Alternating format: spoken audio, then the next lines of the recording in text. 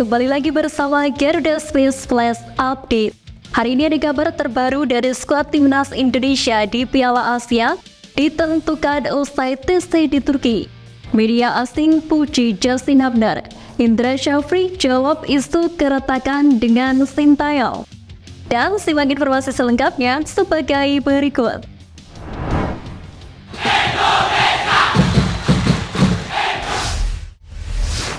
Kita awali kabar hari ini dari timnas Indonesia, di mana skuad Piala Asia akan ditetapkan usai tes di Turki, sementara Exco PSSI akan tetapkan waktu evaluasi Sintayong. Pelatih timnas Indonesia Sintayong akan memanggil 30-40 pemain ke tim Merah Putih untuk bersiap tampil di Piala Asia 2023. Hal itu diungkapkan secara langsung oleh Ketua Badan Timnas Cyril Sumarji kepada awak media. Sumarji menjelaskan bahwa para pemain tersebut akan dipanggil untuk menjalani pemusatan latihan di Turki.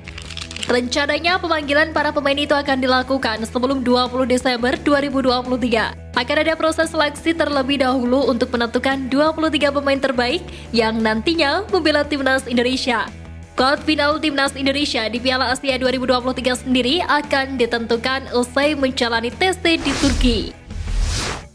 Setelah memastikan para pemain yang dipanggil, Sumarji menjelaskan tes di Turki berlangsung selama 18 hari, mulai 20 Desember 2023 hingga 6 Januari 2024. Itu artinya Asnawi Mangkualam dan kolega akan merayakan Natal dan Tahun Baru sembari melakoni agenda bersama timnas Indonesia seperti kala Piala AFF.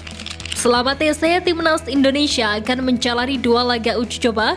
Hanya saja Sumarji masih belum bisa memastikan lawan uji coba. CEO Bayangkara Aussie tersebut menjelaskan masih negosiasi dengan timnas Iran untuk laga uji coba.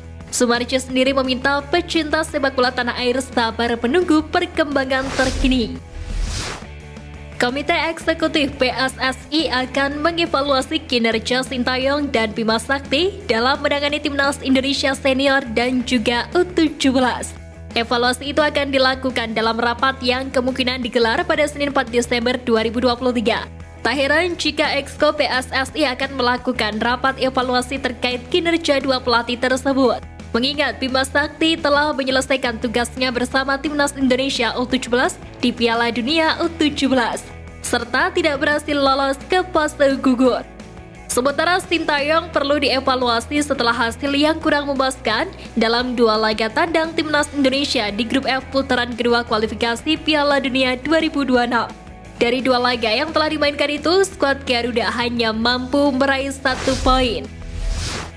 Kita masuk ke kabar pemain keturunan. Ada Justin Hubner yang dipuji media asing hingga Coach Justin yang meminta waktu untuk adaptasi pemain keturunan. Pelansir dari akun TikTok @mangkulangit, penampilan impresif Justin Hubner bersama Wolves U21 mendapatkan pujian dari salah satu media asal Vietnam, Total 24/7. Dalam 1 tahun terakhir, Justin Hubner memang dipercaya sebagai salah satu pemain inti dari Wolverhampton Wanderers U21. Bahkan dia juga dipercaya untuk memegang ban kapten dalam beberapa laga bersama klub asal Inggris itu. Melansir dari laman Transfermarkt, Justin Hubner di musim ini bersama Wolverhampton Wanderers U21 telah memainkan 12 laga dan mencetak 2 gol. Tentunya statistik tersebut cukup baik mengingat posisinya yang merupakan bek tengah. Justin Hubner sendiri diprediksi akan menyelesaikan proses naturalisasinya paling lambat sebelum bulan Januari mendatang dan diprediksi dapat membela timnas Indonesia senior di ajang Piala Asia 2024 mendatang di Qatar.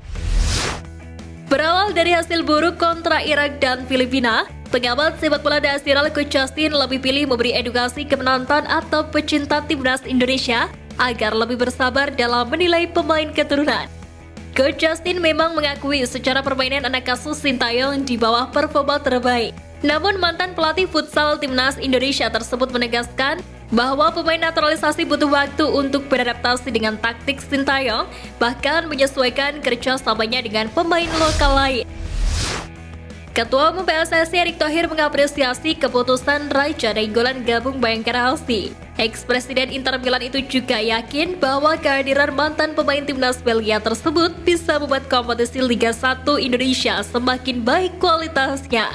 Pria yang juga menjabat sebagai Menteri BUMN itu berharap efek kedatangan Raja Nainggolan bisa menjadikan Liga Indonesia sebagai liga terbaik di kawasan Asia Tenggara, di mana levelnya terus meningkat di dunia internasional tanpa ada pengaturan skor dan hal lain.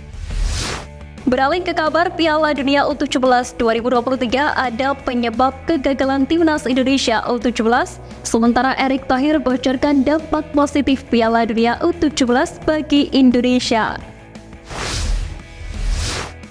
Direktur Teknik PSSI Indra Syafri menjelaskan faktor kegagalan timnas Indonesia U17 melaju ke babak gugur Piala Dunia U17 2023. Menurutnya, permasalahan terletak pada minimnya kompetisi usia muda. Dengan adanya kompetisi usia muda, maka para pemain akan ditempa di klub, bukan pemusatan latihan kilat. Menurut Indra Syafri, pembinaan pemain timnas Indonesia U17 idealnya dilakukan di klub. Timnas Indonesia U17 sendiri mempersiapkan diri untuk Piala Dunia U17 2023 hanya dalam kurun waktu 4 bulan. Indra menyebut persiapan kilat tersebut tidak akan ditemui pada Timnas Jerman U17 yang merupakan finalis Piala Dunia U17 2023. Kepada FIFA, Erick Thohir mengaku Piala Dunia U17 2023 berdampak positif bagi Indonesia, khususnya dalam pembangunan Timnas Indonesia.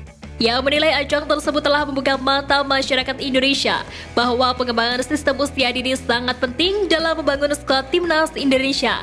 Sebab Piala Dunia U17 2023 ini menjadi turnamen FIFA pertama yang digelar di Indonesia. Dan pertama kalinya Piala Dunia U17 digelar di Asia Tenggara. Setelah tampil di Piala Dunia ketiga pada 1938 sebagai negara Hindia Belanda, butuh waktu 41 tahun bagi Indonesia untuk tampil di Piala Dunia U20 1979. Setelah Piala Dunia U17 2023 ini, Erick Thohir berambisi membuat timnas Indonesia masuk top 100 di ranking FIFA dalam jangka pendeknya. Sementara itu, target jangka panjangnya, yakni timnas Indonesia bisa lolos ke Piala Dunia melalui jalur kualifikasi, bukan sebagai tuan rumah. Dan di kabar penutup, ada Indra Syafri yang menjawab isu keretakan dengan Sintayong hingga supporter Malaysia yang menyinggung Ustaz Asnawi Mangkuala. Hasil negatif timnas Indonesia yang kalah dari Irak dan imbang melawan Filipina membuat skuad Garuda turun satu tangga. Praktis peringkat timnas Indonesia berada di urutan 146 dan sementara Malaysia berada di peringkat 130.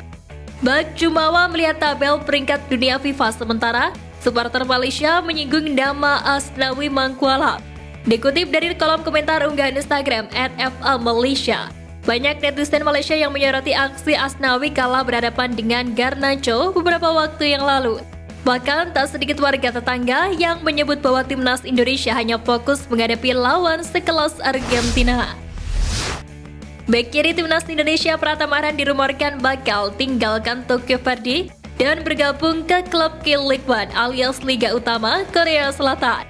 Klub K-League One yang dirumorkan bakal menjadi tempat berlabuhnya Pratama Arhan adalah Suwon FC.